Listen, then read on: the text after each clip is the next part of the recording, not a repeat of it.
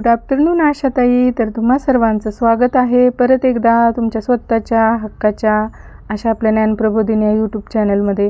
तर मैत्रिणींनो, हा जो काही डिसेंबर महिना चालू आहे, तर यातील दुसऱ्या आठवड्यामध्ये जी काही आपण माता बैठक दुसरी घेतो, तर त्याबद्दलचा हा व्हिडिओ असणार आहे. आशाताई व्हिडिओ अतिशय खास आहे, त्यामुळे व्हिडिओमधून स्किप करू नका. आणि व्हिडिओमध्ये जी काही माहिती दिली आहे, तर त्याचं तुम्ही या महिन्यातील जी काही दुसऱ्या आठवड्यातील माता बैठक असेल, तर त्याचं प्रोसिडिंग वगैरे लिहिण्यासाठी किंवा कुठल्या टॉपिकवरती तुम्ही उपस्थित मातांना माहिती वगैरे देणार आहात, तर त्यासाठी ही माहिती तुम्हाला नक्कीच उपयुक्त ठरणार आहे.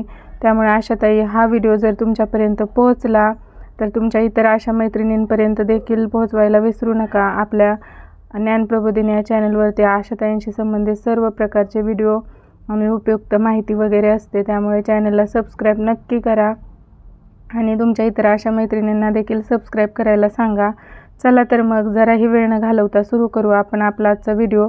तर बघा, माता बैठक दुसरी डिसेंबर 2025. तर सुरुवातीला नेहमीप्रमाणे आपण जी काही माता बैठक आहे, तर त्याचा विषय वगैरे लिहून घ्यायचा आहे. तर या माता बैठकीसाठी आपण कांगारू मदर केअरविषयी माहिती किंवा KMC विषयी माहिती हा विषय निवडलेला आहे. तर ही जी माता बैठक दुसऱ्या आपण ज्या दिनांकाला घेणार आहोत, तर ती दिनांक आपण या ठिकाणी मेन्शन करायची आहे. तर त्यानंतर ज्या काही महिला वगैरे बोलवलेल्या आहेत, तर त्यांना पुढील प्रमाणे माहिती वगैरे सांगायची आहे. परंतु प्रोसिडिंग लिहिताना आपण अशा प्रकारे लिहायचं आहे. वरील विषयास अनुसरून उपकेंद्र वीट या ठिकाणी माता बैठक घेण्यात आली व उपस्थित स्तनदा, गरोदर व इतर मातांना कांगारू मदर केअरविषयी पुढील प्रमाणे मार्गदर्शन करण्यात आले. याचे 3 महत्त्वपूर्ण घटक असतात, ते आपण त्यांना व्यवस्थितरित्या समजून सांगायचं आहे.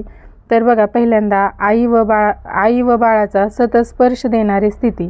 तर यामध्ये बाळाला आईच्या दोन्ही स्तनांमध्ये ठेवले जाते. यासाठी बाळाला फार तर लोंगोट व टोपी घातली जाते. बाळाला पूर्ण स्पर्श मिळावा यासाठी आईनेही योग्य कपडे घालावेत.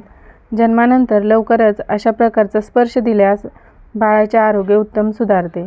तर त्यानंतर ही आई आणि बाळाचे स्पर्श देणारी स्थिती ही KMC किंवा कांगारू मदर केअरमधली अतिशय महत्त्वाची स्थिती आहे. तर याचं प्रात्यक्षिक वगैरे किंवा प्रत्यक्ष तुम्ही त्यांना कशाप्रकारे हा स्पर्श वगैरे द्यायचा आहे, हे माता आणि बालकाला व्यवस्थित समजून सांगायचं आहे. त्यानंतर बघा, पूर्णपणे निव्वळ स्तनपान. वरील स्थितीत बाळ पूर्णपणे निव्वळ स्तनपान होऊ शकते. म्हणजे या स्थितीमध्ये आपण आईला त्याला स्तनपान देण्यासाठी सांगायचं आहे. सहकार्य व तिसरा जो काही महत्त्वपूर्ण घटक आहे, तो म्हणजे सहकार्य आणि पाठिंबा.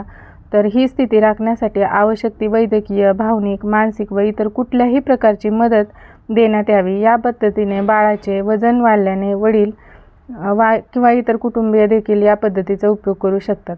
तर नेमकं या कांगारू मदर केअरचे फायदे देखील आपण HBNC व्हिजिटमध्ये त्या मातेला समजून सांगायचे आहेत, की नेमकं कांगारू मदर केअर म्हणजे काय, ते प्रत्यक्षरित्या कशी ही पद्धत आपण वापरायची किंवा याचा नेमका फायदा काय आहे.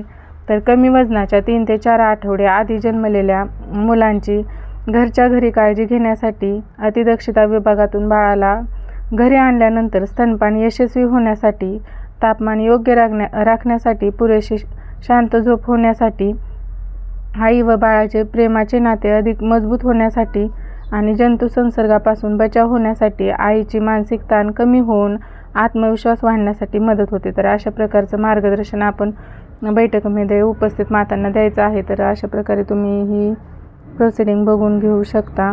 तर ही मी कच्च्यामध्ये लिहिलेले आहे. तर हेच आपण आपल्या जे काही आपलं माता बैठकीचं रजिस्टर आहे त्यामध्ये व्यवस्थित लिहायचं आहे. त्यानंतर उपस्थित मातांची नावे आणि स्वाक्षऱ्या घ्यायच्या आहेत. धन्यवाद ताई. व्हिडिओ आवडल्यास लाईक करायला विसरू नका.